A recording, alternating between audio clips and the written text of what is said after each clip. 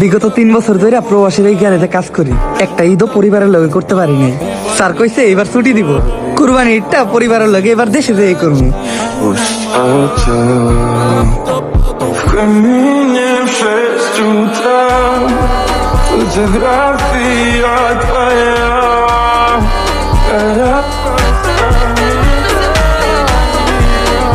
Hello আব্বা, আমি দেশে আইতাছি।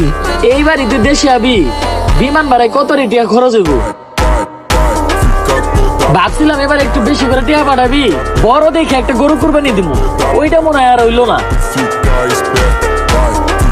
আরে না আব্বা, আমি তো এমনি কইতাছি, ছুটি পাই নাই। ছুটি পাইলে সামনের বার আমুনি। আমি টাকা বাড়াই দিতেছি, তোমরা বড় দেখে একটা গরু কিনে কুরবানি দিও। Устал я жить, все обиды тая. Уходи, за собой закрой. Сколько бы я не просил, но ты же знала. ভাই দেশে যাইতাছি, পরিবারের লগে ঈদ করুম, দোয়া কইরেন। সাবধানে যাইস। ভাই আপনি যাবেন না? Мой милый колосок. Я пел. না, ঈদের ভিতর আমার দেশে যাইতে ভালো লাগে না। এমনিতেও দেশে যে ঝামেলা, আমার এই জায়গায় ঈদ করতে ভালো লাগে। তুই যা। আচ্ছা ভাই থাকেন তাইলে। Но больше не могу, я просто мучаю себя. হ্যালো আব্বা, ঈদ মুবারক। হয় ঈদ মোবারক, ঈদ মোবারক। নামাজ পড়লাম, তাড়াতাড়ি গরু ফলাই দেবো। ফোন রাখ, পরে ফোন দিমনি।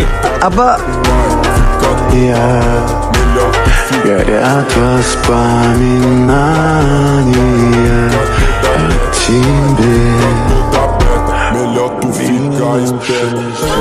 হ্যালো মা। হ্যাঁ বাবা, তুই কি করস? এই তো মা, আমি খাইতাছিলাম। তোমরা কি করো? আমরা তো সবাই কুরবানির গরুর গোশত দিয়ে ভাত খাইতাছি। তুই কি খাইতাছস?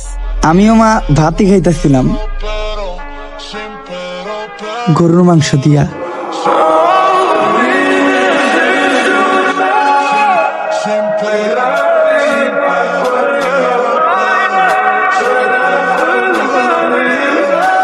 তাদেরও তো হয় যন্ত্রণা, তারা তো আর কোনো যন্ত্র না।